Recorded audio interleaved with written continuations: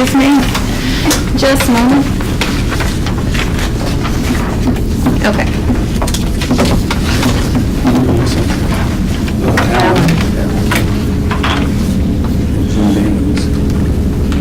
Okay.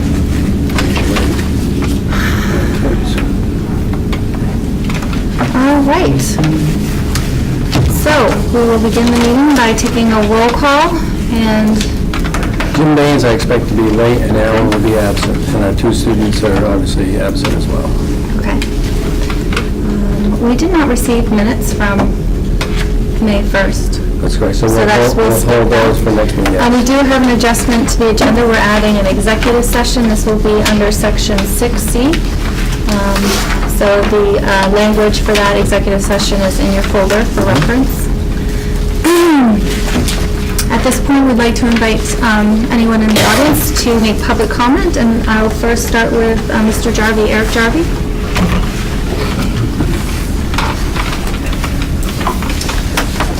Thank you for allowing me to address you tonight.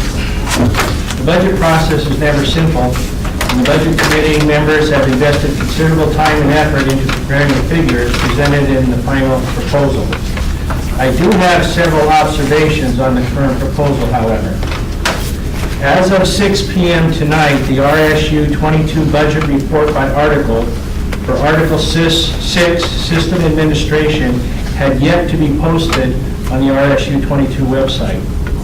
That link still has not been updated, even though the omission was noted in the first budget meeting in May. The exclusion of a detailed Article 6 in the most recent posting is problematic, as the original documents used at the March 26 Budget Committee meeting detailed for FY20 a proposed budget of directors' budget of $110,445 and a proposed executive administration budget of $447,128, which has now been adjusted upward slightly. These represent an increase of 13.01% and 9.40% respectively from last year's budget. While these changes may be justifiable, this percentage increase in the school board and executive administration line items sends a mixed message to our most valued district resources, our teachers, our staff, and our coaches, as well as the residents of the 4 communities you are asking to support this proposal at the polls on June 11th. Taken together, this speaks to the importance of dissemination of accurate, timely information, allowing residents to make an informed decision.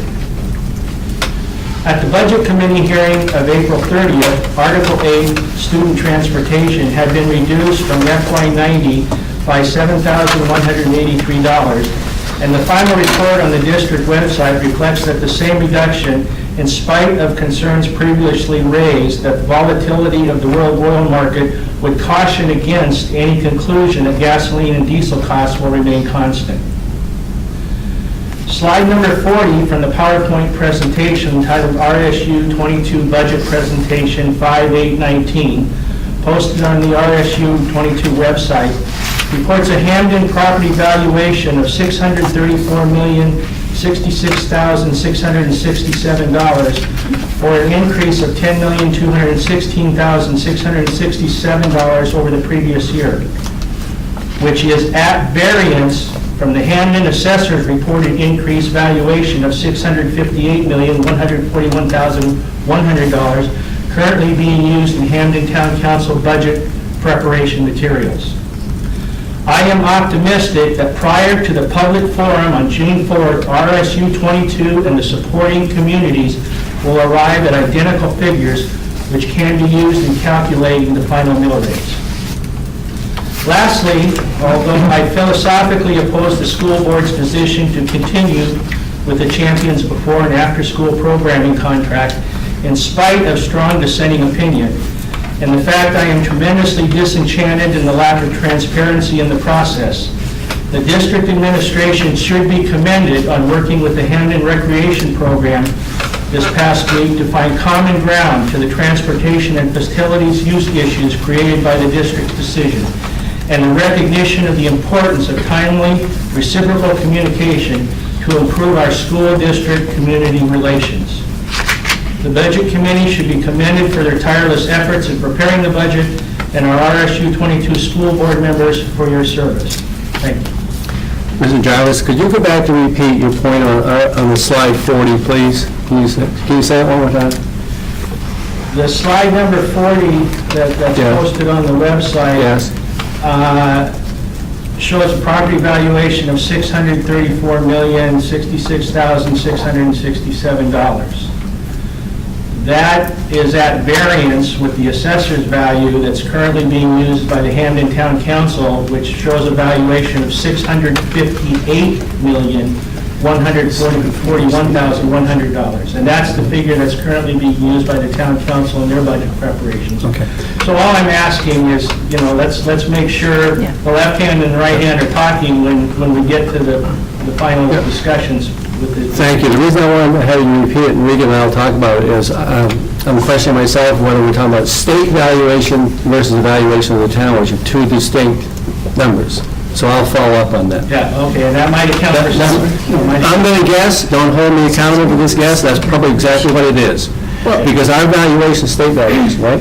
So our valuation is based on a 3-year average through our ED 279. Okay, well, So that and I is why understand you've got we're... a formula for doing it, but ultimately, what figure is used in calculating the final mill rate? Is it the assessor's valuation, Hampden Town valuation, or is it yours? Okay, so this is not our number, this comes from the state. It's a state valuation, Okay, three-year well, average. if that number is what's coming from the state, I'm just suggesting to you that the Hampden assessor is using a much I understand. different figure Okay. in their budget preparation. So I'm just suggesting there's a disconnect there. I understand, yeah, thank I want to you. make sure that all the communities are working with you and arriving at the right values, so that when we sit down in the forum and in the district, in the approval of the final budget, we're all talking about the same thing. Yes, thank you very much, thank you. Mr. Jarvie? Reagan, do you think we could get the information from the state that this is the 3 data points that are used to come up with the 3-year average to find out if, in fact, this year's number is in alignment with the towns? I've never seen that before. That's a fair ask. We'll see what we I find out. might add, if I may, in talking with our assessor, it looks like the difference might be the exclusion of fiber right and trade winds. Okay. That was their conclusion of what might account for the differences. And if you're based on a 3-year Yes. average from the last 3 years, clearly those would not have been, and that in itself would probably account for the differences in the increase in property. We'll follow up on it, thank you very much. Is there anyone else who would like to address the board this evening?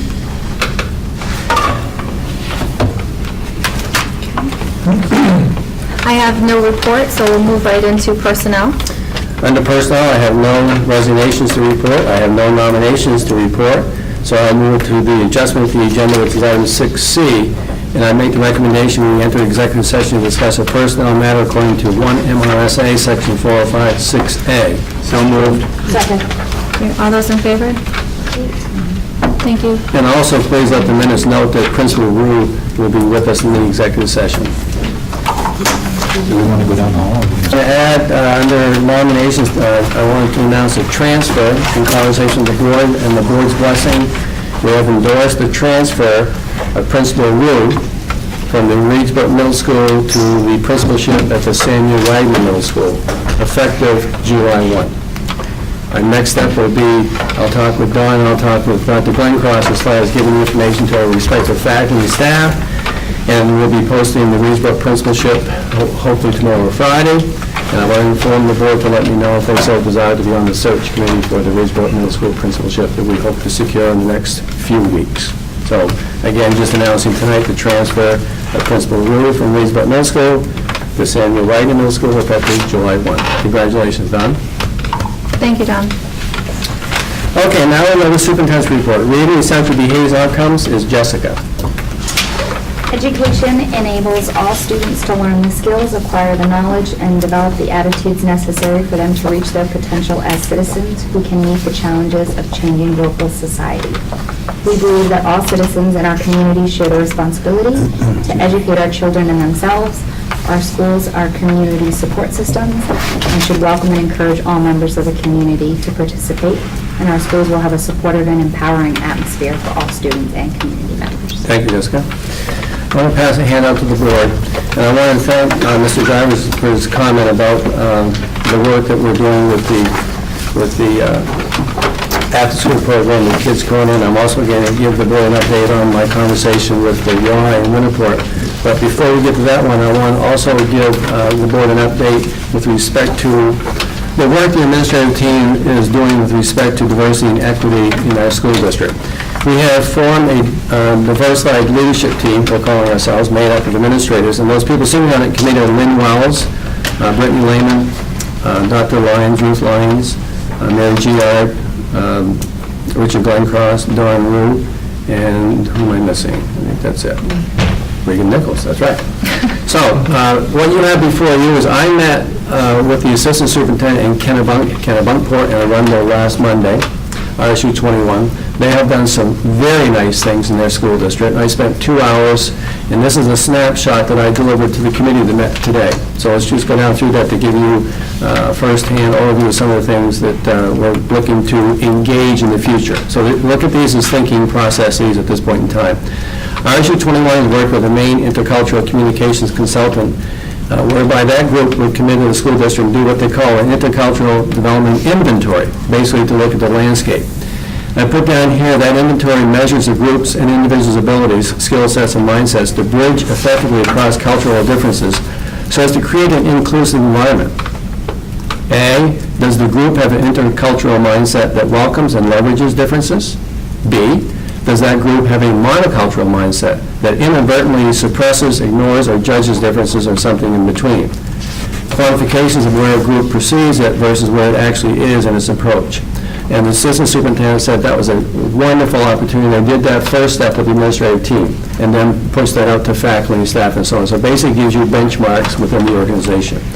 They also have partnered with the Mid-Atlantic Equity Consortium, which is an entity that promotes excellence in equity in education to achieve social justice. I'm just obviously giving you the tip of the iceberg here.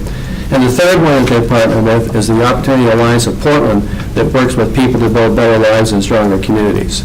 They also have done some nice work, Joe, in school board policy.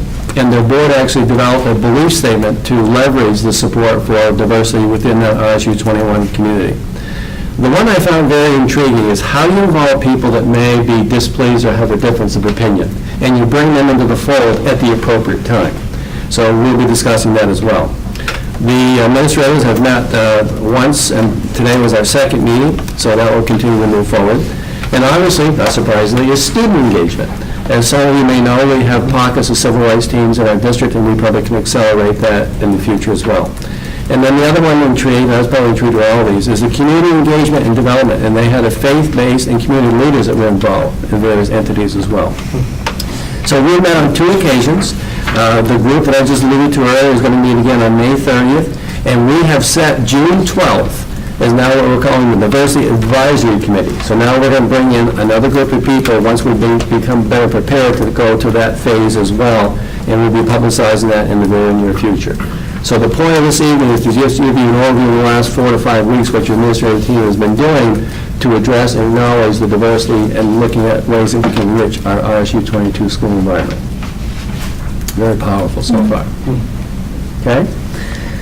Following up on that, in a similar theme with respect to conveying what's going on, I'm going to have Regan do the Kids Corner. I have some notes here I want to go over with you, and that is the Conversation Continuing Champions, which is our before and after school program that we're trying to move forward. On Monday this week, I met with Diane Dickerson, who is the CEO of the Y, and we spent about an hour touring Samuel Ryder Middle School and looked at the layout there and whether that would serve the needs of that program, as you now know, that's housed at Smith. We also took care of one of the issues that certainly arose, and that was bus transportation. The program, if it's housed at Wagner, which hopefully it will transport the children from the Smith School to the Wagner School, because that's actually the bus route anyway, so those children will go there. Space, we both agree space is abundant. If you're familiar with Wagner, you walk in, the cafeteria is in front of you, the gymnasium's to the right, and the library's over to the left. The other point I want to make sure that I'm sharing is I believe the only concern that came up was, if you're familiar with the Smith Elementary School, it has a playground for elementary children. Wagner does not. But when I was out running night before last, I got thinking about that. And I said to myself, well, we live in Maine, and you can play on the playground 5 and 6 months of the school year. So you basically would lose the playground probably 4 months. But you do have a backyard to Wagner, and you have ample field space. You don't have the playground equipment, but you do have the space.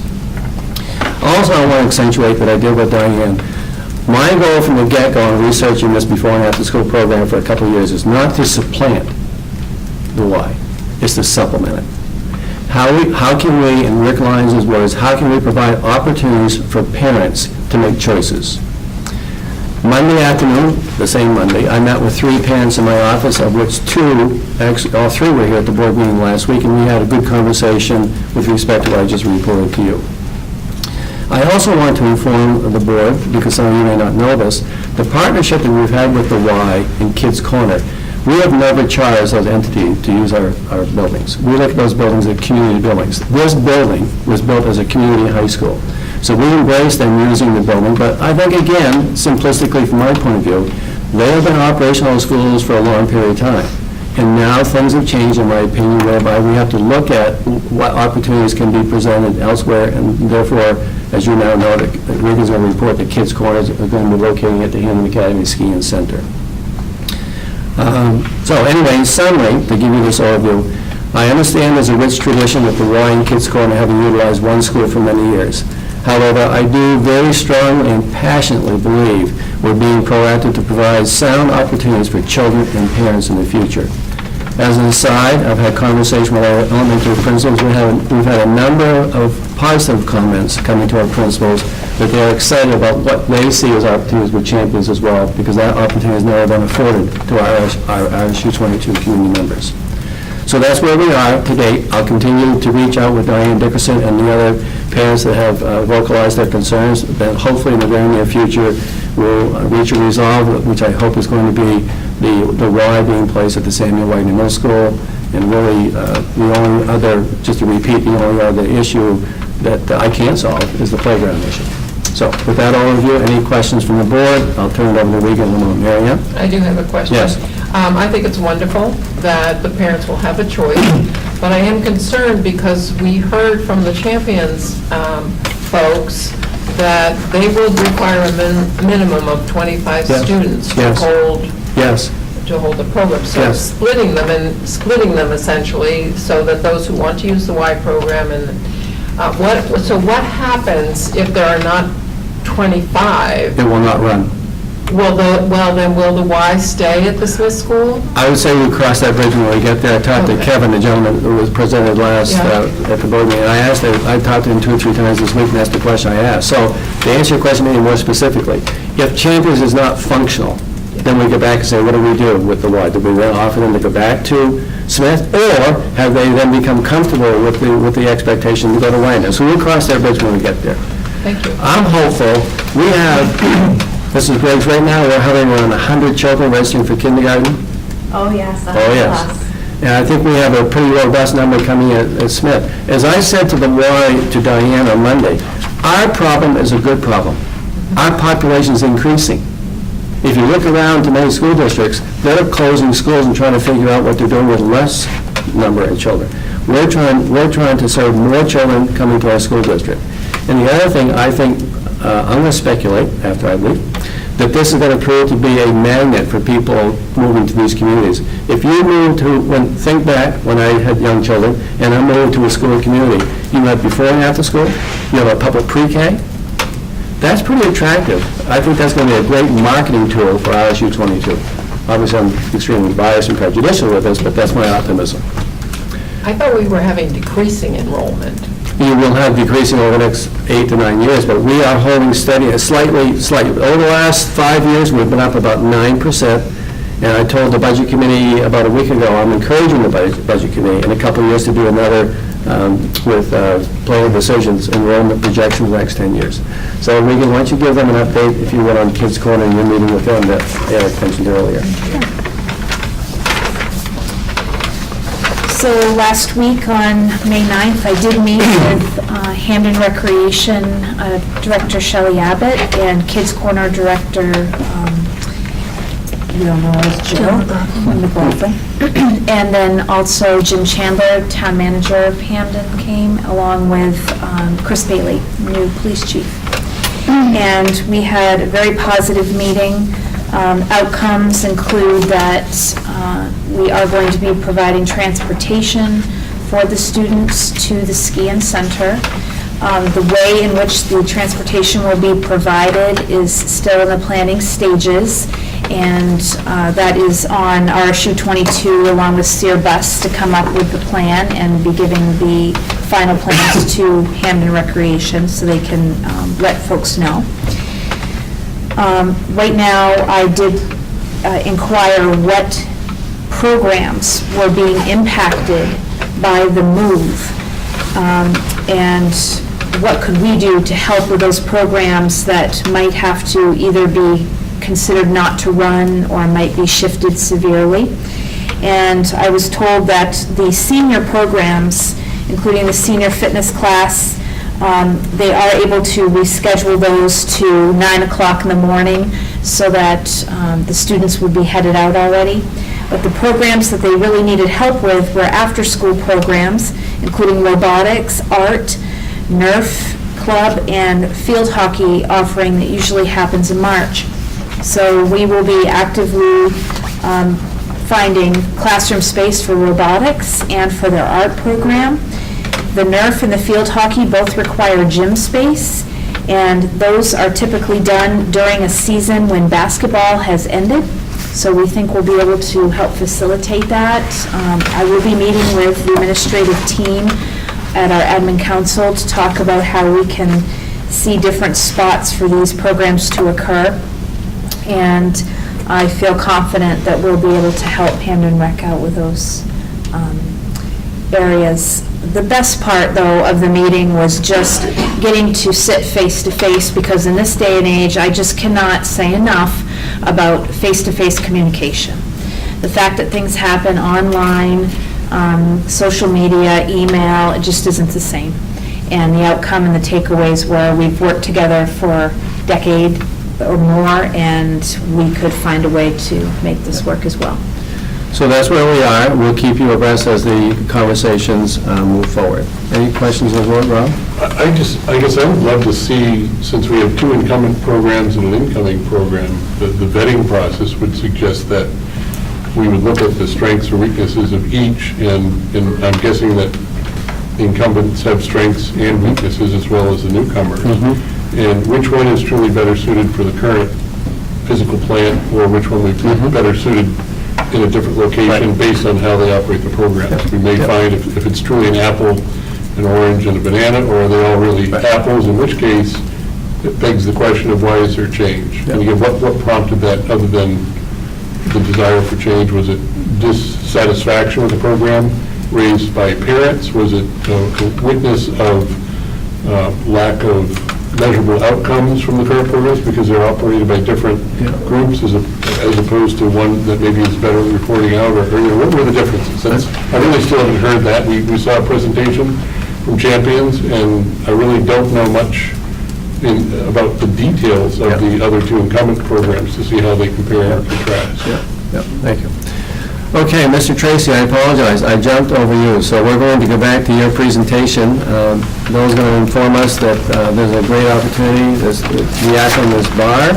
He's going to give that overview. So, Bill? So I'm going to jump on. I'm going to show you a quick video so you get a sense of what BAR is.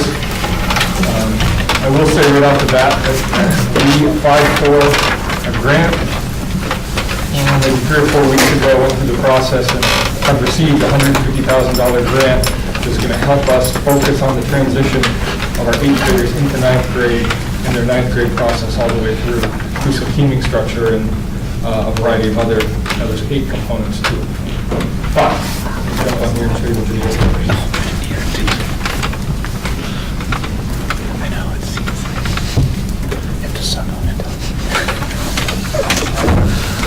Can I just ask a question before, to frame this for myself? Sure.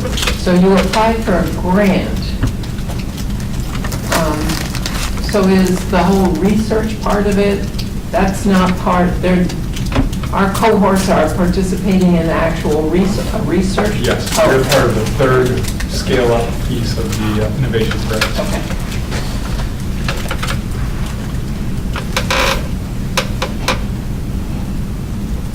What is BAR? That's usually the first part of it, is, okay, we're doing some programs and deals, we're seeing some really amazing results. It usually brings up the same data.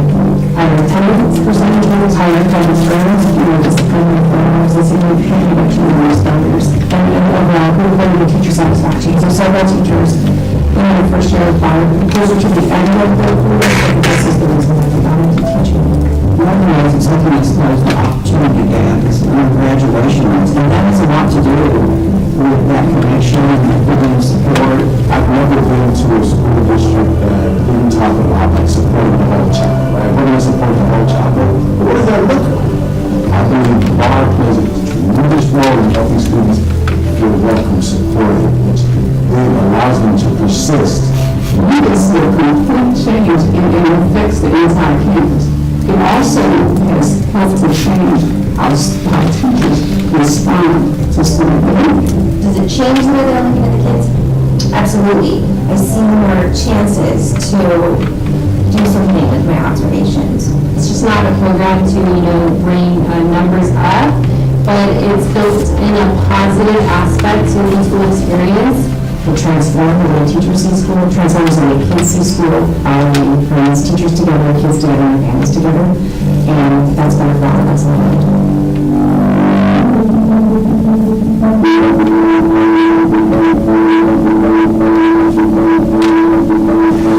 For many years, we kept hearing about seniors part in this amazing program that they have going on. They're graduating students at a much higher rate. Students are coming in and earning more credits. So what are they doing? In Seniors Park, in 1998, was the ninth grade counselor, and half the students failed. The fifth year in a row, they went to the principal. She was right with the shoe. I think she was right with the court. He provided a much broader frame. In fact, this was a national phenomenon that about half the ninth graders were for the courses, and really challenged me to come up with a new model. And arranged his leadership, we started working with local teachers, trying to address program needs at the teacher's level that would help support kids who are struggling. And when Angie started to kind of reveal to the rest of the school how extensive our failures were, most people realized, okay, something's got to change. So that was the beginning of BAR is building access, reducing racism. So the elevator pitch of BAR is if you focus on positive intentional relationships, and those relationships are staff to student, staff to staff, and student to student, at the same time really being attentive to data. So data is not just what's attendance or grades or discipline, but it really is kind of who is the student. We know that students are successful. It really changed the climate in the school. Everybody felt it. In 2010, we received our first research grant from the Budget Education, Estimated Innovation Funds. What that enabled us to do is to put a test plan. After the second round of studies, we had 66 schools, and every single school showed dramatic change in the first year, and it was for real. We have the unique privilege being able to say that BAR has worked in every school that we've implemented it in. There's 8 strategies, there's 8 components, we can speak to each of those. Usually schools will say, well, I'm doing that, or we can already get that. The unique part of BAR is that it's using all 8 of those together, and it's the connectedness of all 8. If you don't know a kid, you can't teach a kid effectively. And if a kid doesn't trust you, which is what BAR does, is build relationships, then you can get kids to learn in a way that you never could before. So when a school signs on, there's support all the way through, because it isn't easy to transform education, and that's why we know the support needs to be there. The coordinator is put into place usually pretty early on, and that coordinator is provided with a variety of support. And there's also trainings throughout the year for the teachers to interact with other teachers across schools that are also implementing BAR. It brings together people from around the country that we would have never met if we weren't for BAR, and now we have that connection with them. I tell you, we got a freshman year, and it made me think a lot deeper into things and like stuff that I never expected to talk about in school, especially with freshmen. With teachers working together with the same students is a critical aspect of that block unit. You're off of your island. Your bar interacts with the kids, science and math teachers, which I would have never known before. What's the most critical portion of bar? For a teacher, I say it's our block meeting. It's our opportunity to come together and compare notes on the students. Well, me, at least once a week to do block meetings, and then anything they can't do as a teacher or it's outside your scope, I take that back to risk review. The risk review team supports the student at school, but also looks for community resources to help support students and sometimes their families as well. Nobody slips through the cracks because we're looking at it in a very systemic way. We want to keep our families engaged in the process, which allows the parents and the teachers to be able to provide feedback to the staff, to the bar coordinator, in a way to be able to then scale the impact that we're providing. It's been really exciting just to talk to other principals. It takes a lot of practices that occur in isolation on many campuses and puts them all together under one umbrella, which would be bar. One of the key pieces about bar is it's same students, same teachers, better results. I have not a doubt in my mind that it will help almost every school to get better results than they currently do, and to have a better school climate, and just have more fun at school. So bar schools implementing all 8 strategies can make you feel when you go there. I don't know if it comes down to not a certain thing that they do, but like knowing that like you're a person as well. So I'm just trying to get to another legal connection.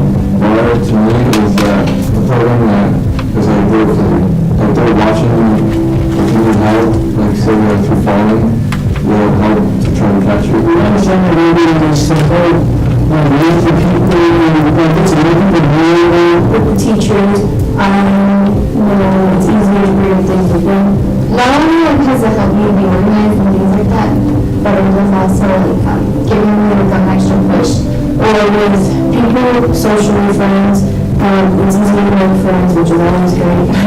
It's for every school, you know, so if you're doing it academically, our still supports the work that you're doing on building school culture, building school climate, supporting student success. Overall, even outside of the classroom as well, it's really about building a strong school community.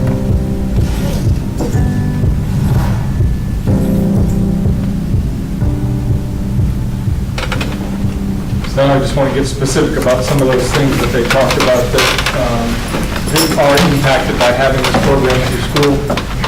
First of all, the 3-year plan that is the grant that we have is $150,000. You don't need that.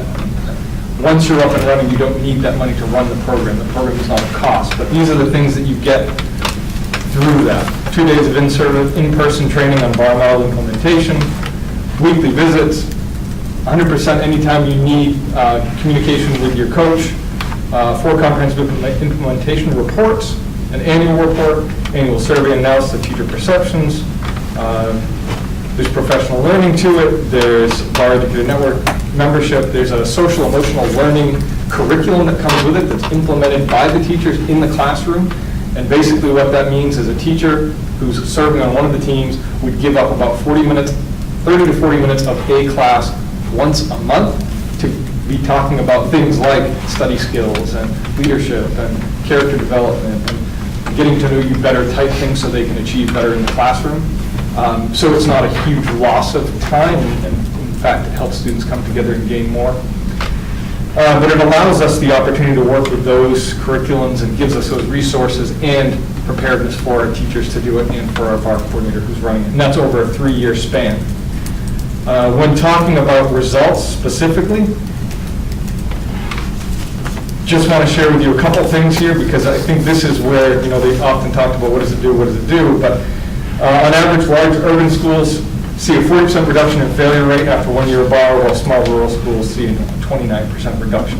This is something that we know our graduation rate, our failure rates are much higher for our freshmen. And that doesn't mean failure like they're off track to graduate, but you're talking about failing a class their freshman year, which puts them behind in 1 year. They have to make that up, which means they don't get to UTC potentially. So those are things we have to look at. An independent study of more than 1,800 randomly assigned high school freshmen found that more than 42% of non-bar students failed at least one core course. For bar students, that number fell to less than 30%. Let's go to this one real quick. higher math and reading scores. In a randomized control trial of more than 1,200 students, 78.6% of VAR students met projected math growth, compared to 71.7% of non-VAR students. 73.3% of VAR students met projected reading growth, compared to 67.3% of non-VAR students. Narrowed opportunity gaps. Talking about independent study found that VAR helped narrow gaps in credits earned in passing rate for students of color and students from low-income families.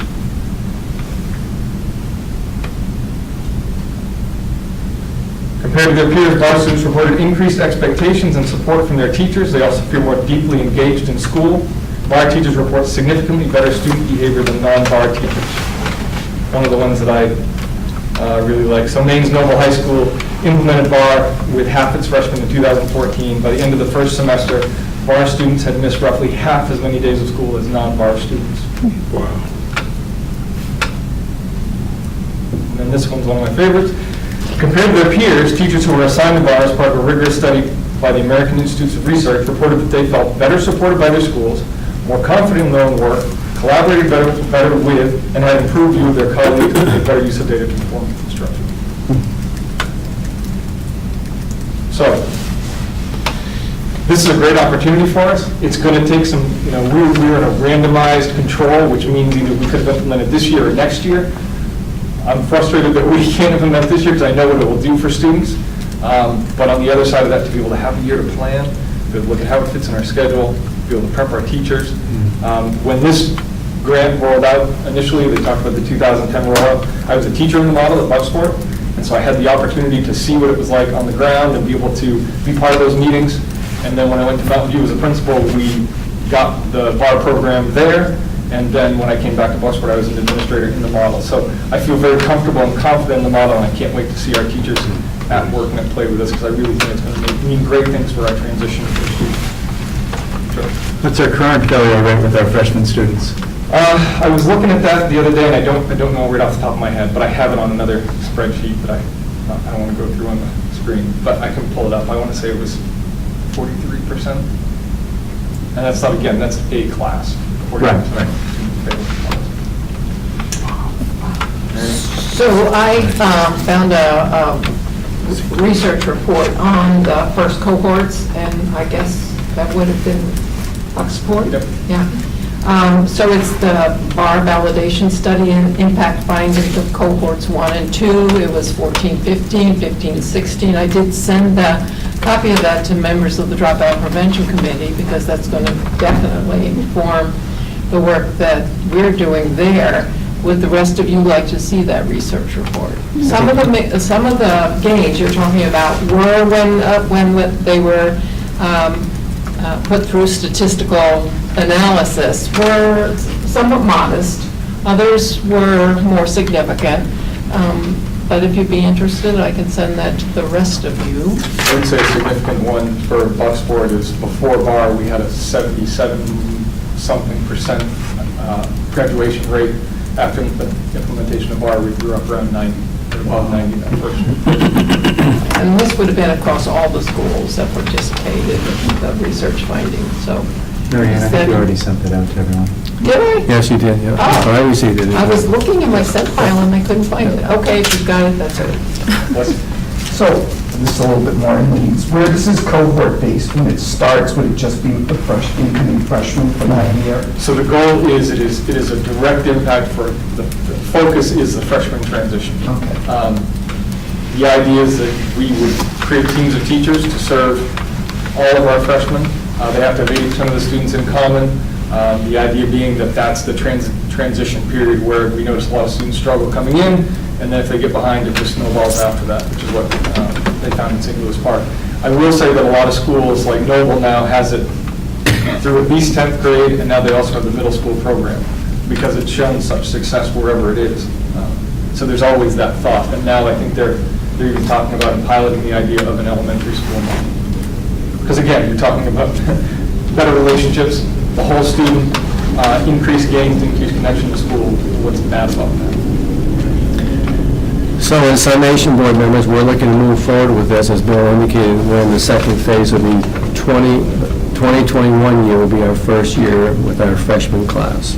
Mary Ann? I just have a question about the research design. Do you know if it's any different than the research design that was put in place for the 14-16 cohorts? That I don't know. I just know that it had to go through a number of scale-up processes in order to prove its validity. Yeah. It's in the final third round of validity. I know that, this doesn't answer your question, but by 2021, there'll be over 250 schools across the nation that have it. Currently in Maine, there's a bar school in every county, and I think there'll be 28 total in Maine. Now, let me make a random statement and see if I'm fairly accurate. We've had a conversation the last couple of years with respect to what I call the behavioral health and mental health of our children. As you all know, this past year, we brought a social worker at our 2 schools down in Winterport. We've also had, I just signed a contract with the continuation of Acadia Hospital at Hampden Academy. Wouldn't that have a sense of interplay among those moving parts? Can you talk about that? Absolutely. So the social emotional piece, the idea that right now, I mean, our teachers are there for our students for sure, so is our guidance department. But the idea that you're building those intentional relationships within the classroom. So you're sitting there with 3 other teachers that have the same students in common. You're looking at all those aspects of what's going on with that student in your classroom, what you hear from the outside, and so you can attack that student, understand them from a much deeper level, and give them those supports and have an understanding of what they're dealing with. Instead of now, sometimes that conversation happens only at the guidance level.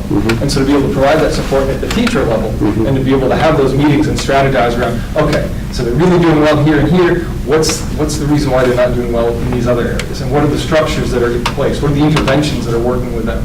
So to be able to use that, a lot of those pieces are those connections in that social emotional learning piece. So hopefully what that will do is that will dovetail very nicely for us overall.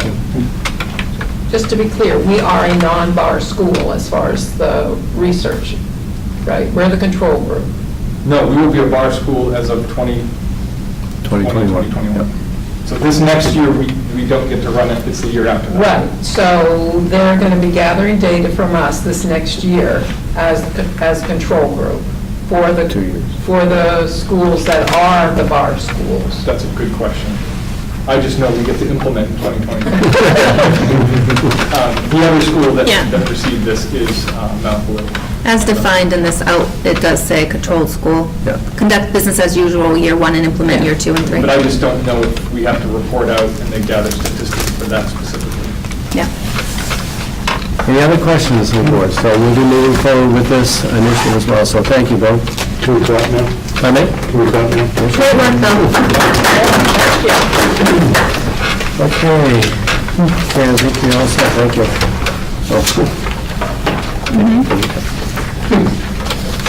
You can turn it over to Ron. if you Do we have any questions of board members? I do have one more, just to follow up to what you said about an advisory council to the diversity team. Yes. Advisory committee, I forgot Yes. what you called it. Yes. Is that going to include community members? Yes, yes, it is. It's actually going to be a forum the first night with all community, everybody. Okay, but will there be people who serve on a council or committee from the community? There will be an advisory committee formed. No, that's not what I'm asking. I'm not asking about a forum. I'm asking, is there going to be an ongoing advisory group? Yes, there will be an advisory group after the forum. Okay, Yes. thank you. So Yes. everybody can have an opportunity. Okay, thank you. And we're also looking for a facilitator right now to facilitate the June 12th advisory meeting. So just look at this as the very initial stages that we're forming a template, if you will, and we're moving along. But fortunately, I think, in my opinion, we have a lot of resources in our own state that we can take advantage of. So it'll be nice, yes. I just want to thank you all for doing that, for You're being so proactive and moving forward with this. You're welcome. Okay, thank you.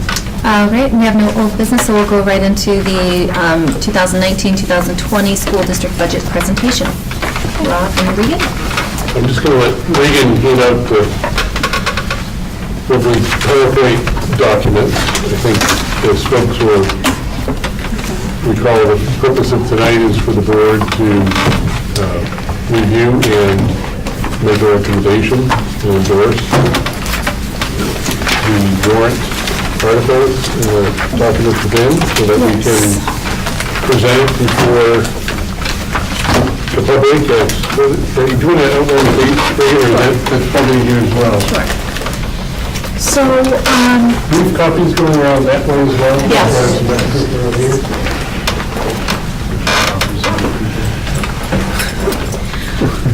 Ultimately, this evening, after we review the budget basics here, I will be asking for you to move on our recommendation.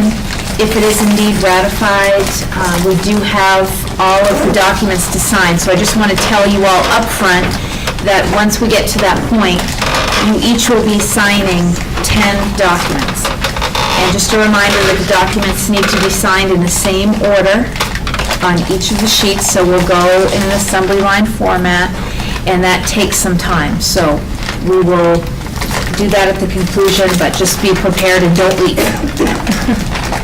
So in terms of asking questions, how would you like to handle that? Let's go ahead and just have a brief overview, and then we'll go into questions. So can I be fine? Okay. So I'm going to go ahead and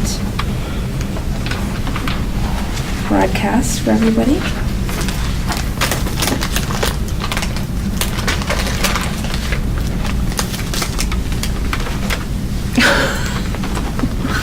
It's all right. I just want to say thank you to Trish Regan and the committee members and the guests that were at the meeting, both board members as well as public. I think all the questions helped shape the dialogue, and certainly the dialogue helped shape the budget, so.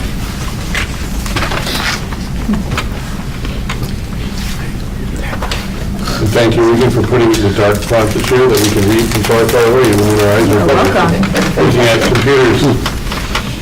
So this presentation that you're seeing right now is basically similar to the one that we went through on our budget overview day. We did do a revision just today, simply because we had a recommendation that occurred this week from legal at Drummond Woodsum about one amount. So I'm going to take you there and talk about that. I'm going to quickly go through each slide, but not spend a lot of time, because you have had the opportunity to look at this. Many of you have attended multiple budget meetings, but I want to be sure everybody has the opportunity to discuss. If you'd like to stop at a particular slide, let's do that and ask the question. To go over the dates that Rob was mentioning, we do have upcoming dates, including June 4th, which will be a public budget forum. Then we have June 6th, which will be a district budget meeting, and then June 11th, which is our budget validation referendum in each of the 4 towns. Our budget process this year started early. I believe we had our first meeting October 30th of the Budget Committee. We have had 9 meetings leading up to today, and we have broken down each article very specifically along the way. I do think that the public forum on June 4th will be an important point for folks to be able to come out and hear from us around rationale if they have not had the opportunity to do so yet. I do put in the link to the ED 279, which is our state form that gives the recipe for how our subsidy comes to be. So that's where I do have a question based on a question I was asked today from a citizen. The ED 279 is not in here, the one, okay. So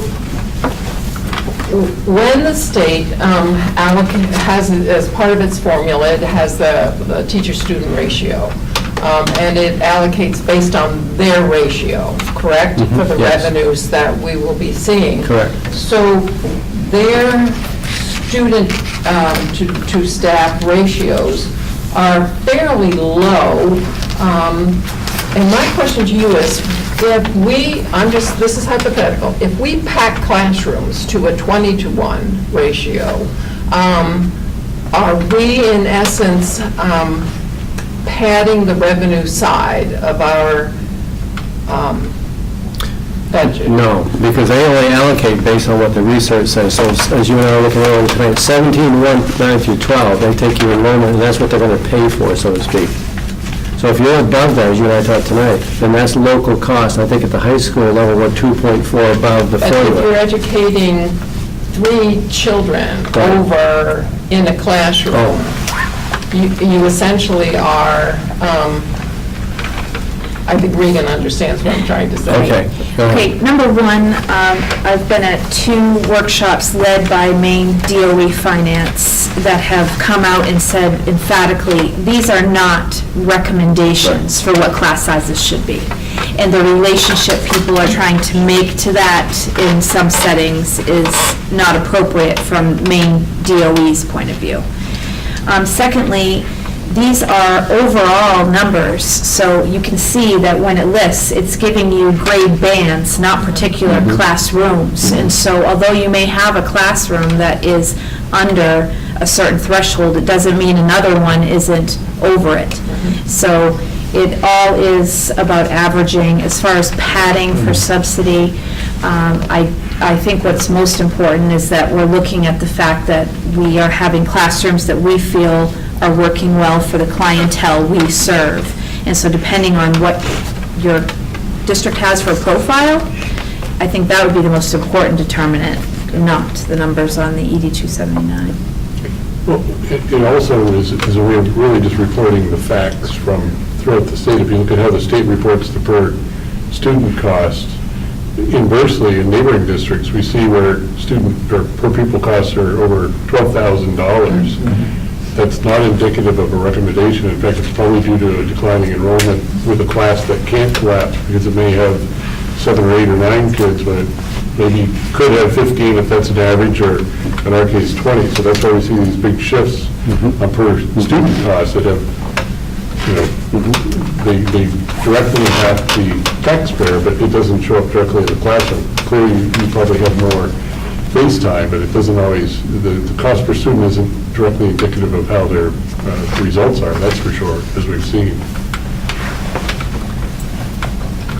Okay, I guess the concern expressed to me was the fact that, are we providing, do we have enough teachers to actually provide a good student to teacher ratio? That was the question. Okay. And you feel confident that that's correct? Thank you. I do feel confident that we're... I can tell you that there's not a year that does not go by at the elementary level, but we have pretty extensive conversations as to are we appropriate in that ratio. For example, kindergarten, we should be 18, 19 to 1, grade 1 we can be 20, 20, 21. So we look at that every single year. Matter of fact, this year, we added a kindergarten teacher at Smith that we didn't have in the budget, and we also added a full-time teacher here at Hampden Academy as well. So we're always making those adjustments if they need to be made. Yep. Thank you. Next, you'll see a list of the budget meetings, and we just reviewed the final 3 that will be occurring. The times for those meetings? Yes. Are those? So our public, yes, we will be posting those online, and we'll make sure people have those, but the public budget forum is, I believe, a 6:30 start, and June 6th will be a 7 p.m. district budget meeting, and then Tuesday is all day because the polls are open 8 to 8. If you look at your calendar on the 4th, it is 6. Is it 6? 6 o'clock. 6 o'clock. 6 o'clock p.m. right here at the library. June 4th, 6 o'clock. And the district budget meeting, 7 o'clock in the gym.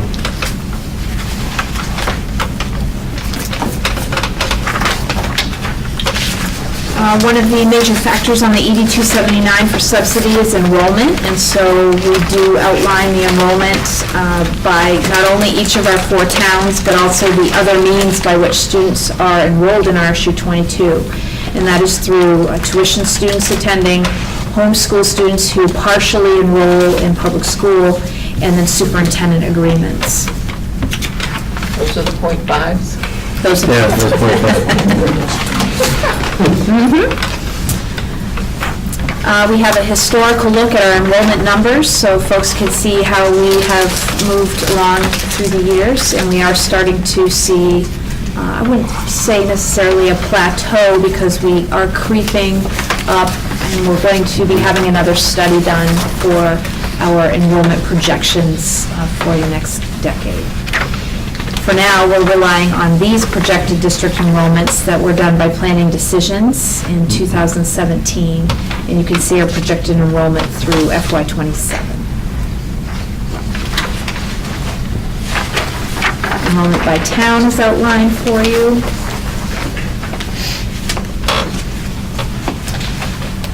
And then we move into revenue change. And if I'm going too quickly, just stop me.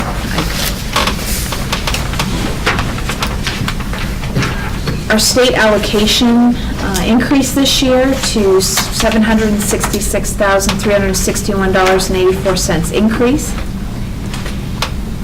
The reason for this increase, number one, we certainly saw we had an increase in tuition students, so you know that is something where we see an impact. But we also had regional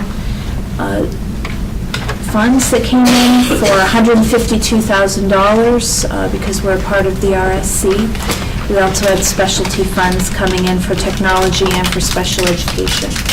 And we also saw increases in valuation. That's right. That's right. State agency client funds for students who are wards of the state is going to be increasingly hard for RSU 22 and most other school districts to pull down. So we are anticipating a revenue change in that line. Also, our local earned revenue, that's where we see the increase around our tuition students coming in. And we will expect to see this trend most likely continue for RSU 22. We're making concerted efforts there.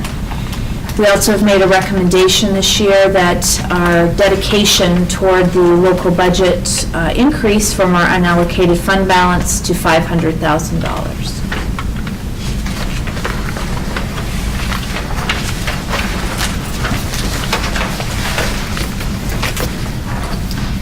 This is a slide that's just simply showing the impacts of those changes.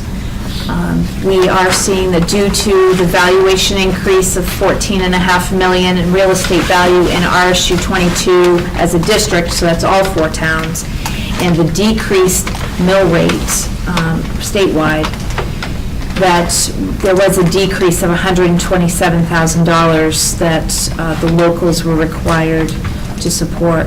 So we will be looking to make up a gap in our budget this year of $520,057.93. This is simply a graph of our state subsidy over the past 10 years.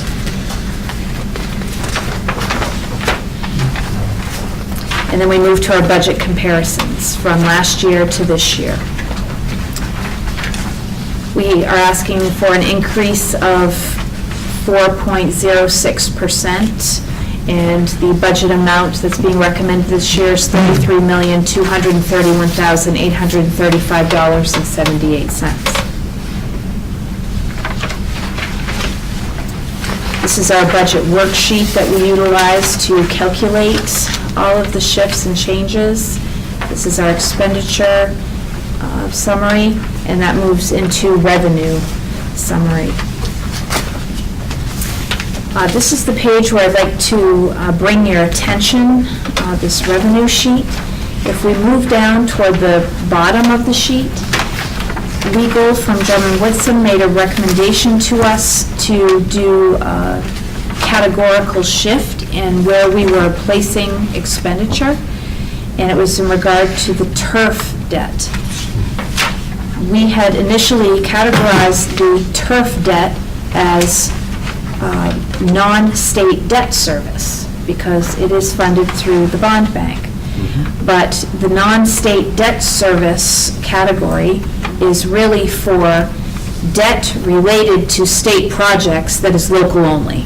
So that would be our HA 6 million additional.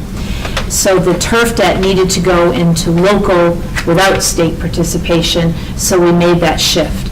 The bottom line remains the same with a 4.34% local increase, but you'll see that from the page we looked at last week, there's simply a shift in the categories. And that was about $106,000 of a shift. That's principal and interest for the turf. Any questions on that?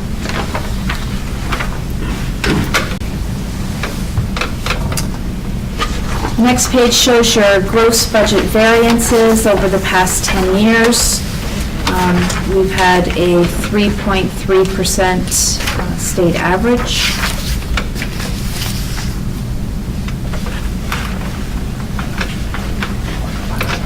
We have unallocated fund balance history.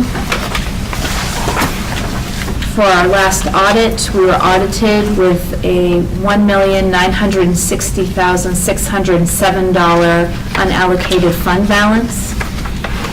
That amount is before we make the transfer for the $440,000 toward this year's budget that we're currently in, and the $275,000 to capital reserve. And then we will have that cycle again coming before you for warrant articles tonight regarding capital reserve dedication and our $500,000 recommendation toward the budget. Maybe to state the obvious, but for the benefit of everyone, including the public, this is a very, very positive slide right here. We should not be taking this for granted. Many districts probably have more red than they have blue.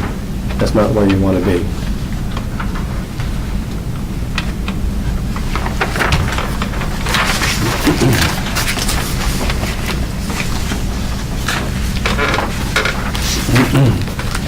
The next slide is FY18 information, because that is the most recent information that the state is currently presenting for comparisons. So this shows RSU 22's historical comparison for FY18 as compared to the state in each of the warrant article categories.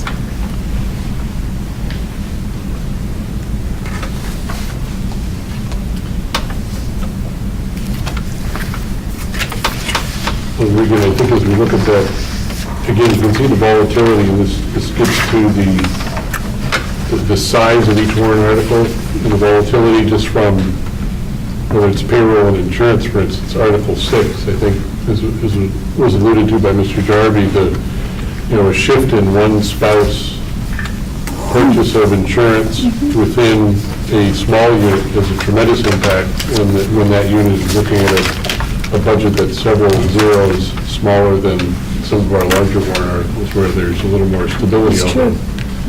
They're usually 70% of our overall budget expenditures in those larger articles.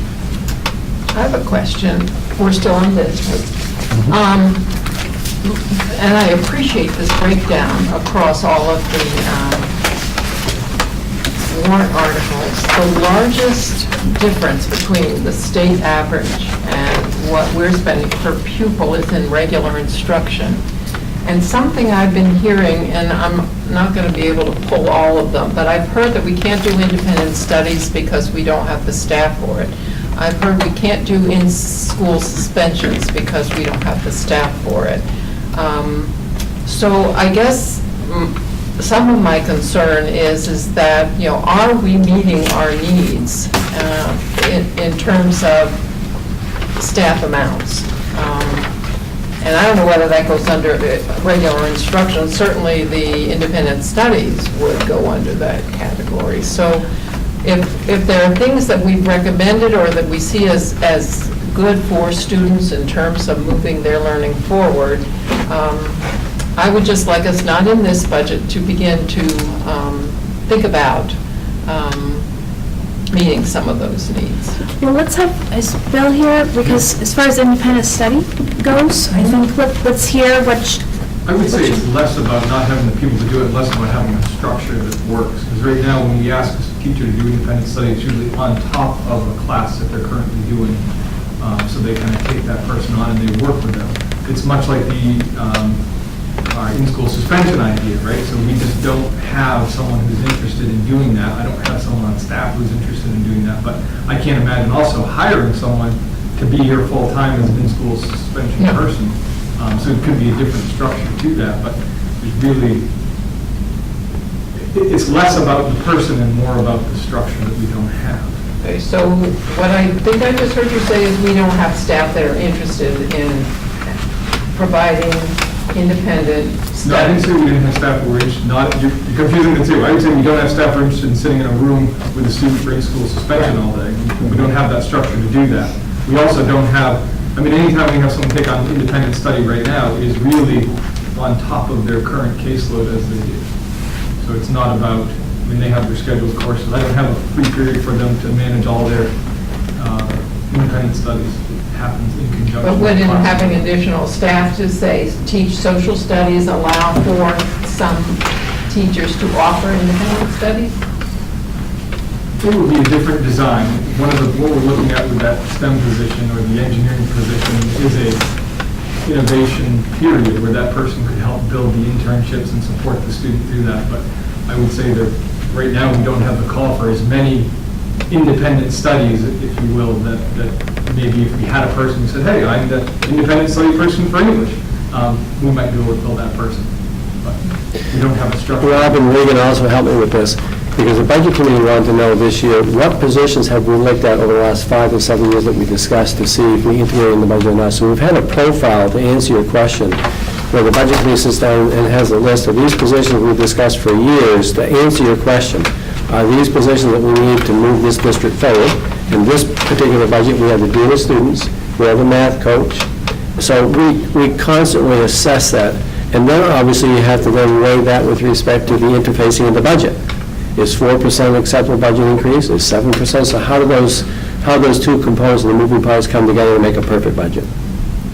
The needs plus the physical. Social work, of course, has also been an ask, and health services over the years, and we've been moving toward those ends as well. Right. Part of this graph, though, that you're looking at specifically is going back to what Rob had to say. There are many schools in Maine that are very small schools, and so I think it changes this graph in Article 1 in a way that might not impact other categories as strongly, because you have to have the teachers for the grades that are presenting at your school.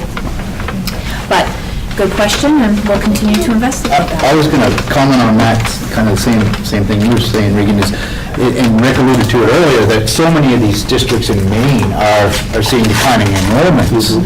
And then as your enrollments decline, you've already got staff in place. At some point you have to cut staff, but they can't cut to a point. So there's many times where the student-teacher ratios are probably very low. But in our district, we have the opportunity that our pupil numbers are increasing, so we have that opportunity to utilize their staff maybe a little bit better. Not that we don't need some staff members at different times, but, we've looked at it. We saw the list, we look at it every year. Yeah, in a way, it's almost like we're challenging being efficient. When I look at the efficiency of the comparison, I look at regular instruction and I compare it to system admin, statistically they're the same. They're both about 78% of the state average. So that tells me that we're consistently efficient throughout the whole. It's not just looking at instruction or administration or other expense. Some of them are on par. Some of the real small programs, they just can't help. They're so small that there's not a lot of wiggle room to change that efficiency. Maybe it'd be useful in the future if we could look at some of our like schools and see what we look like. We have some of those slides. We do have those, Yeah. And we're more efficient. Efficient, yes, but student achievement is In some cases, it is on par. That's where not in any of the schools is where it should be. So I guess that's part of what my questions are in terms of, Student are achievement. we erring on the side of efficiency or focusing on the efficiency side to the detriment of the student achievement side? So that's just a question I'm putting out there for us to continue It's to always consider. it's always an annual polite debate, if you will, I'll say it.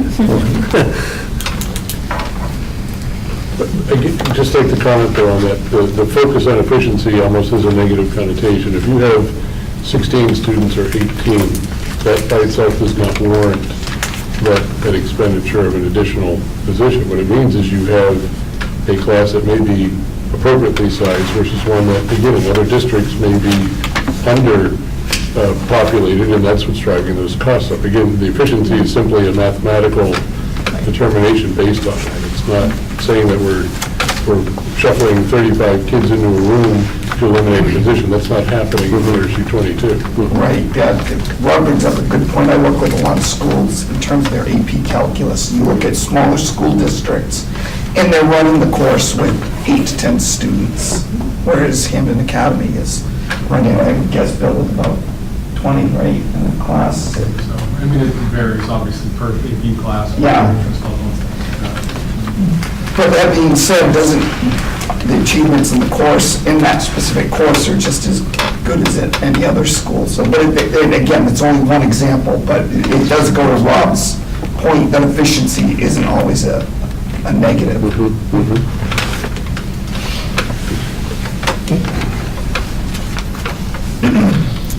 Okay, so now we're going to just look at each of the specific articles, and this is a summary page that gives you the proposal amounts as compared to last year's amounts for each of the articles, shows the increase or decrease in that article, and then the final column on the right-hand side is the percentage total that that article makes up of the entire budget.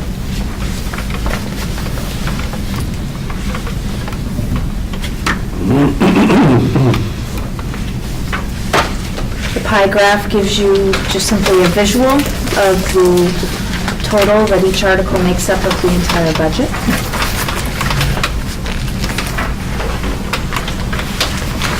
And I'd like to share here that as far as our payroll goes, all positions that come through our payroll right now are accumulating to about 67% of our budget.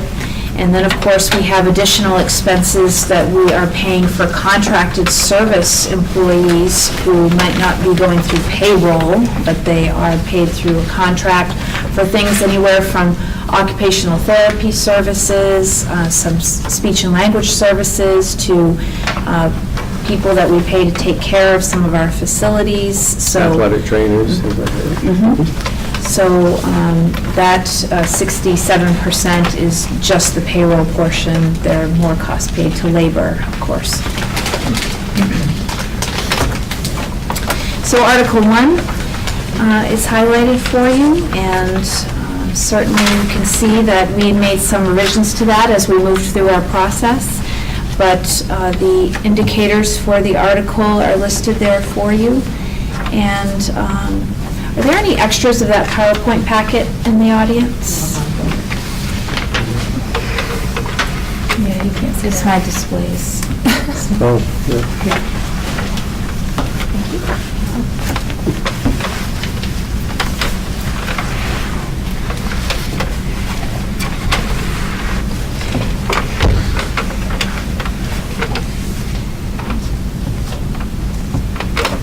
I would just open it up for any questions per article. I think that's probably the best way for us to discuss it, if anyone has. Just to point out to folks in the audience and around the table, that the Article 1 is a good example of the revisions that were made from the original meeting with a variance of 5.4% increase to a 2.7% increase back to a 4% increase.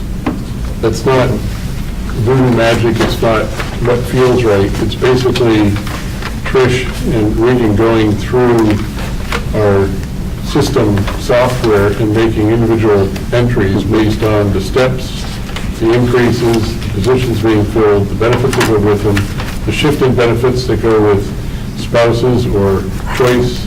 Again, it would always baffle me to come into, particularly in Article 1 with, again, the bulk of the payroll rolling through it.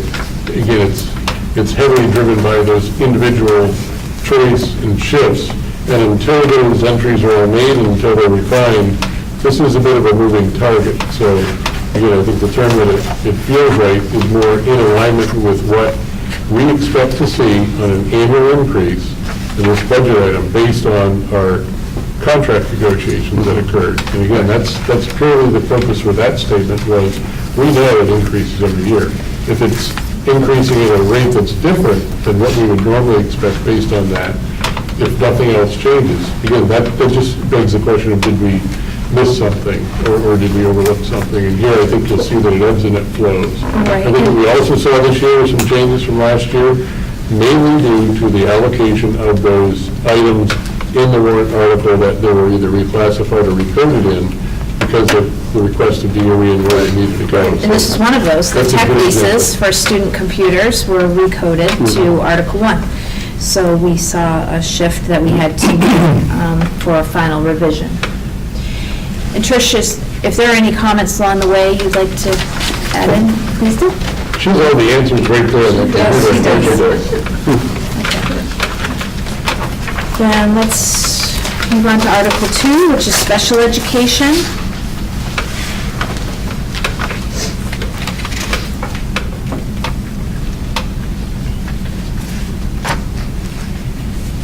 In special education, we were sure this year to have an increase to OT service, and we will be bringing on those additional services.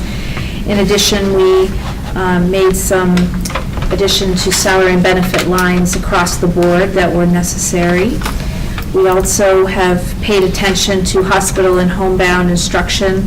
For the past 2 years, we've seen that we haven't budgeted sufficiently in that category because there are just increased number of students needing these services, so we've done that. And we also recognize that we have tuition reimbursement for professional development that we want to continue to carry forth in the budget.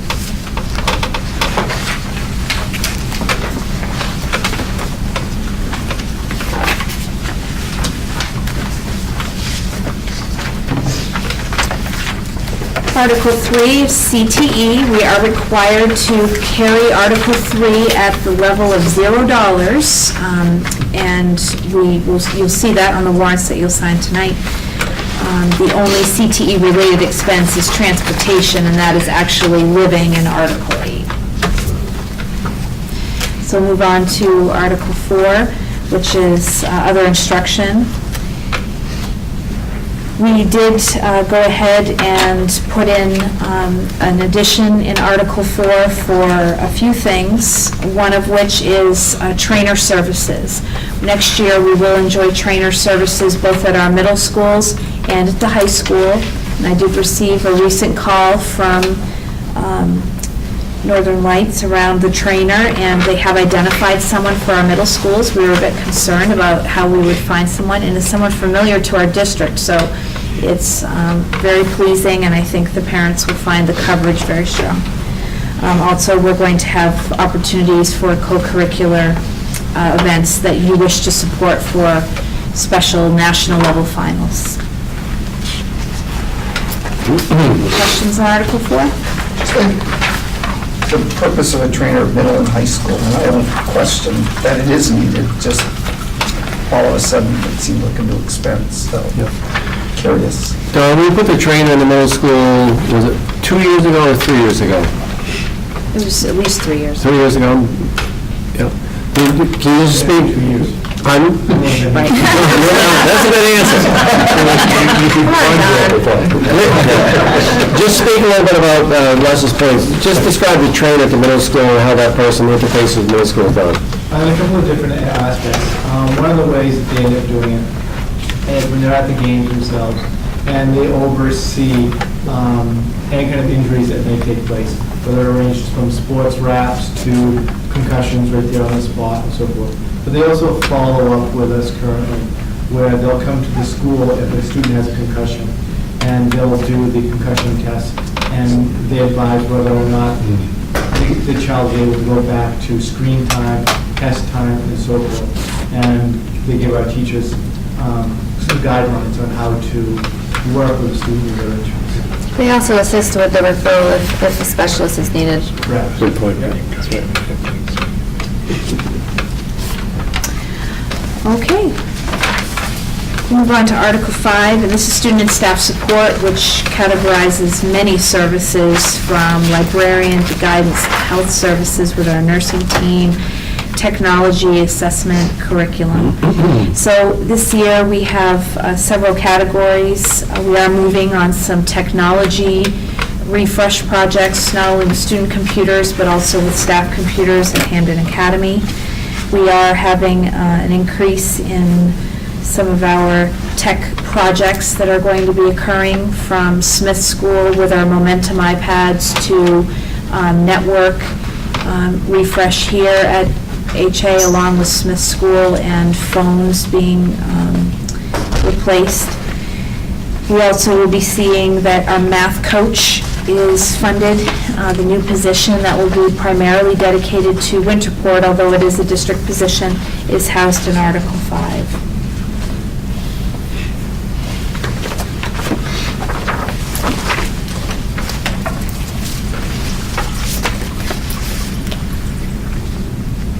Okay, I don't want to hurry anyone, but I'll keep us moving. Article 6. System administration, this is the article that Mr. Jarvie brought up as missing. I have gone to the website, and it is indeed missing. This page should be up on the website, and there's no other reason for it not being there than it was an oversight some way. So we'll get to the bottom of that. But this is the page that is most updated. And Article 6, system administration, includes some increases around negotiation legal services, because next year we are negotiating with two different groups, our support staff and our teachers. We also are having an adjustment for Mr. Lyons' departure at the end of next year, and vacation that we need to pay out, along with looking at the superintendent's salary so that we're in a marketable position for that. We have some basic business costs with postage and so forth in that article, and professional development costs as we move into the new year with business. The graph that comes next in your PowerPoint is representative from the FY18 actual expenditures the state is currently reporting for different area districts in comparison to what they spend on system administration, and we are, of course, in the mix. And you can see how different districts are expending in this category. RSU 22 is very competitive.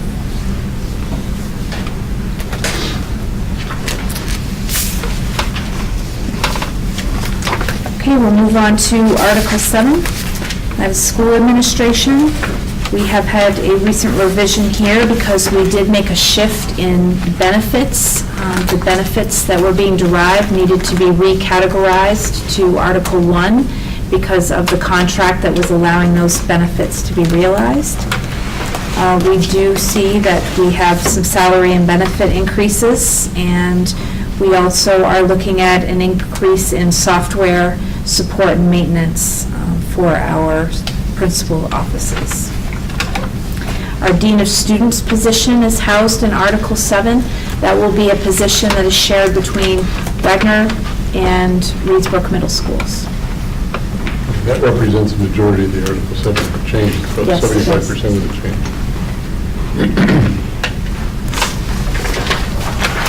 Is that going to be a teaching position, or just? No. So it's not a dual responsible?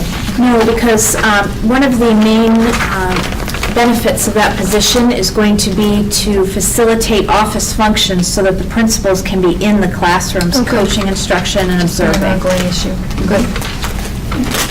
That was intriguing to me to hear Dr. Glencross share that enrollment had doubled at the school during his tenure. I'm just curious, what are the enrollments at Reedsbrook and Wagner right now? Are they similar in size? Reedsbrook is, what's your number? About 400. 400, and Wagner's probably 275 is a guess, Rob. Okay, quite a bit different. But also remember, Wagner was at it in the fifth grade used to be, we were in fifth grade when Franklin came in, so that's what caused the spike. Well, at one time, before fifth grade year came in, Wagner was like 125, 126. Yeah.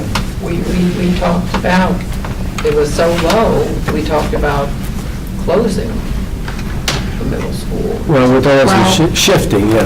Way back when, we talked we talked about, right.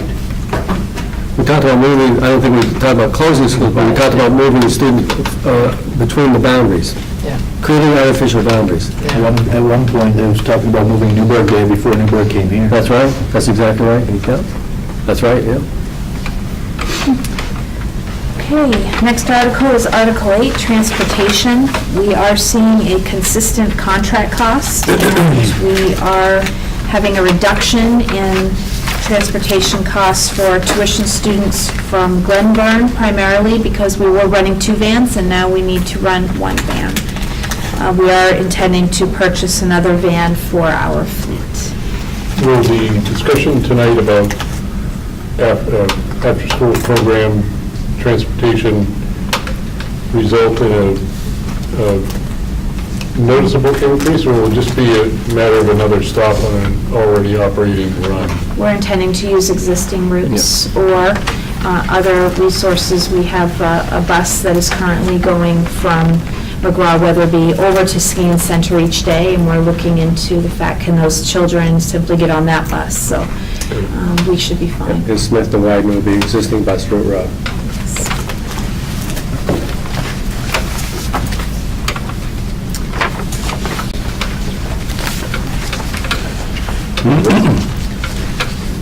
Article 9, our facilities and maintenance line, we are seeing some increases in this line.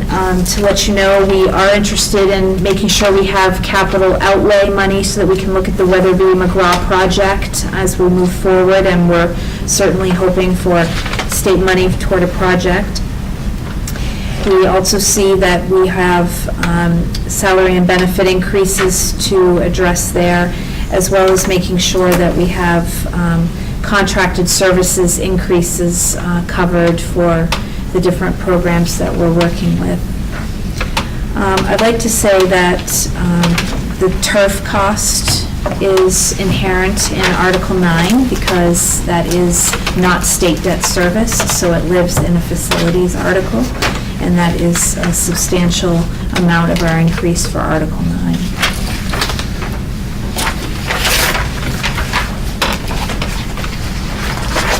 All right, that turns us to the capital reserve article.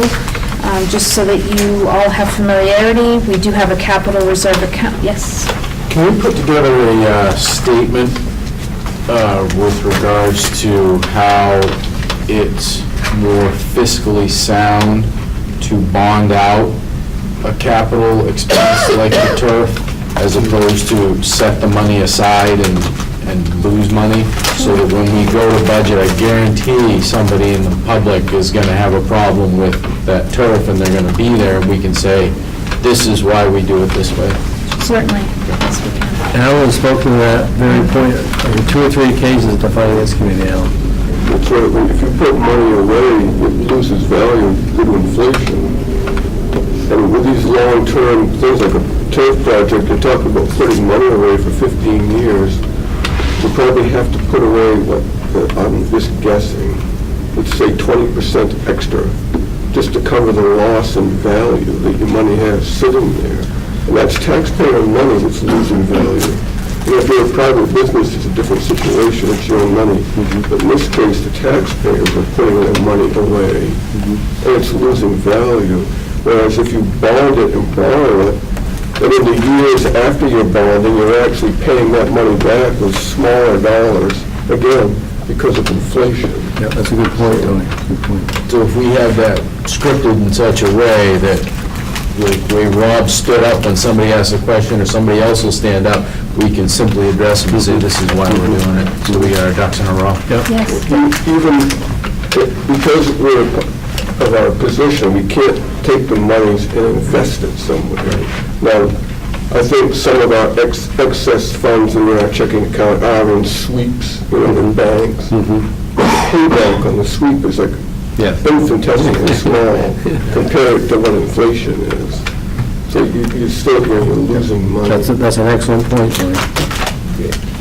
To Tony's point, there's probably a national clearinghouse with that exact statement, so it's not something anecdotal, particularly, again, given the recipe right now of, long-term bonds in the 3% range, inflation long-term inflation in the 2-ish plus range, but construction inflation in the 5% range, it all leads to exactly what Alan just described. I bet we have resident It's experts. losing money if you set it aside and wait to spend it on a construction project right We now. probably have resident experts sitting around the table. We That's what do. Jessica said. Great, yes. That's a good point. We'll follow up on that. Slide first. I'll get rid of it. Yeah. All right, capital reserve. So our capital reserve fund will have an account balance of $611,326.15 once we complete the authorized 18-19 transfer. And so that will be happening in June, prior to June 30th. We are approaching with a recommendation for an additional $275,000. And the reason for that is our project list for this summer alone includes significant electrical upgrades, potential generator upgrades, roofing project at Wagner School. Just those 3 alone could eat significantly. We have asked for an increased expenditure of our capital reserve. We've typically been at the $275,000 level to expend money. We're increasing that up to $450,000 so that if we do have action from the evaluation of the electrical project, we could expend it. So I just want you to be aware that although the balance is growing, we have quite a list that can be accomplished. We also have a field reserve account for our athletic facility, and that is at $73,550.89. And we make transfers into that every year from gate receipts. 50% of the pull-down gate receipts go into that. And that may be a discussion that we will want to have in the future about increasing the dedication to that or not, based on what we decide around our approach with future projects. I've also advocated that the Budget Committee may want to think in the future of putting a special education reserve account. You might want to consider that. What? A special education reserve account? So this year, we will be asking for a new reserve account, and that will be a technology reserve account to start to fund the transition for our required accounting software upgrade. And we'll be establishing that recommendation at $50,000 this year. Okay, Article 10 is debt service, and as I said earlier in the meeting, this will include only Frankfort debt service, which is a flow-through, and the new Hampden Academy debt service. And we're seeing a decrease because of reduction in principal and interest. And you see our debt service chart projected out through FY27. And we will be bringing online. What happened to Newburgh? We have debt from Newburgh? Debt from Newburgh. No. That's It's in the QSAT, probably, right? Yeah, this is state. Oh, why we're having to hold on through 21, having that final energy project paid off. Okay. So I'll find out the exact amount for that. I was just curious, because I thought we still owed money on Newburgh. Is that- And we might keep that because that would bump us up on the lists for state revolving money, correct? If we used it as a school. Newburgh certainly would be That's on going the list. to be a big conversation for the next couple of years.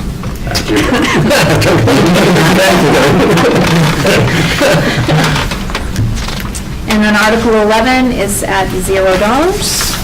So Because with of Article school 11, is there any, we talked a little bit about this, but has there been any further looking into or concerned about the fact that the state is now mandating that there can't be any food refusal? And what the potential costs are going to be to RSU 22? So, yes, I have spoken with Kathy Kittredge about that, and RSU 22 right now has very conservative issues with collecting money. If we do see the increase, her program is performing very strongly, so she will be able to cover those costs we anticipate in the next year, and then we'll look at it again and see if we've had a radical shift based on that legislation. We're hopeful not. When we talk food refusal, are we talking Brussels sprouts and broccoli, or are we talking for monetary or other reasons? For monetary, any reason. On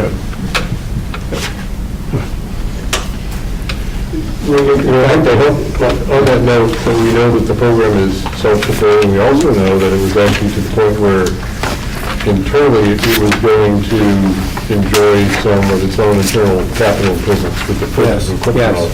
Can we add that to the slide right now? It just looks like we're not putting anything into a food program, and we're saying, well, it pays for itself, but it's not only paying for itself, it's investing back into itself. And I don't know what the amount was, but it was a significant number. It has been over the past, yes, it has. Right, we can get some information around that. Or just share that, it's not a stagnant program. The program is reinvesting in equipment and other things that traditionally in the past it wasn't able to do. Didn't we discuss that one of the reasons it is at zero though is because some of the equipment repairs and new equipment is paid for out of maintenance? Right. Yes. And some Instead of that, of the food service line, and we're talking about moving it to where it should be in the food service line. that's right, So there could be an increase in the future. yes. At this time, the performance is showing so strongly that we could make some transfers out to have the fund do exactly what Rob is saying. But in the future, that may not be the case. In one of our presentations, that was stated by the food service director that they were actually using their own program reserves for equipment, which normally you're correct would come out of the capital. Okay. We have valuations by town listed here, and just so that you are aware, the valuations are based on averages. We now are at a 3-year average. In the past, it has been a 2-year average. So that is probably in part what Mr. Jarvie was referring to, there being a difference between what a town assessor would be using and what our ED 279 reports for evaluation. We were going to add an asterisk that explained that shift from last year to this year, that the valuation formula did change at the state level. Sure. Without knowing the individual year data points, it's really useless information, then we know it's different. Yeah. So it might help Mr. Jarvie at the bottom of his conundrum of why it's different than what we're reporting. You think they must be the same at some point, because all the data comes from the state or ends up at the state. Well, I would think so, but right now, they're just not making a connection, and that's the issue. Right.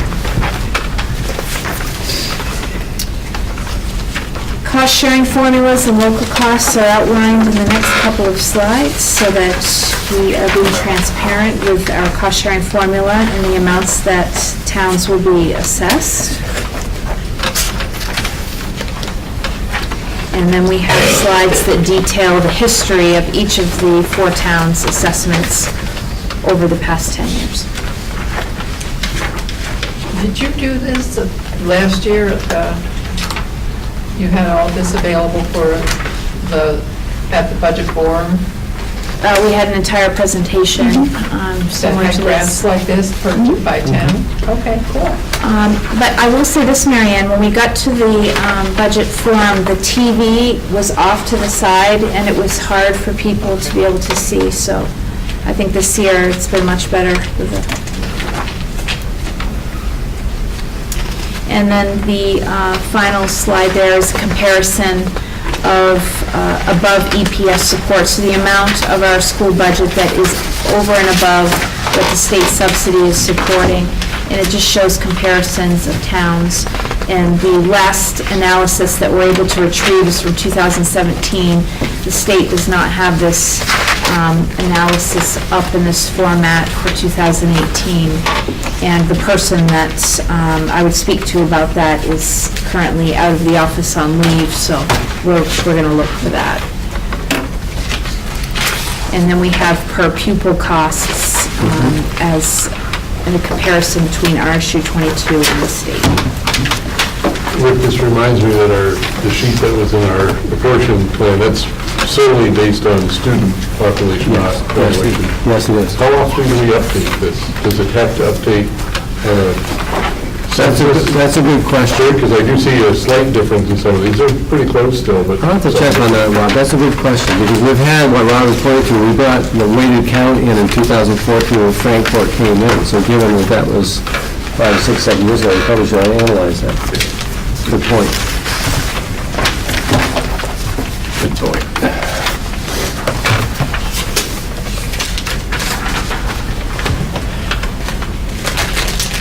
So what I would be seeking at this point is a board discussion. Oh, I was going to say motion to endorse this budget as read. Second. Well, doesn't there need to be specific language on the motion? I think we need to read the number. Yes, we read the number along with the language of the article. Number 10 on the budget agenda notes. If it's an actual motion, Tony. Anybody got a problem or we will hand over the motion while I look for it? I have a deadline, I can't read anything, I apologize, I can't see anything for that. I think I've got it. Is it, I move that the board accept the Budget Committee recommendation of the 2019-2020 school district budget of $33,231,835.78. Second. Any questions? Discussion. All those in favor? It's unanimous. And Chair, please note I have an abstention on the warrant article, as always, in the event that there's a conflict with What article number is it again, Rob? 9. 9. Okay. So, next steps would be for me to send these around. So what you'll see is a flag. Your name needs to go on the same line on every one that you receive, with the exception of one you'll see that looks different than all the others. And you'll just feel free to put your name where you can on that one. So I'll start with John and we'll just go around. After signatures, we do have an executive session. We don't expect it to be long, but I just want to make the board aware we will be having that. Color blue, it has to be Black or blue? Does anyone need a black or blue? I have purple, pink, red. No. John, hurry up.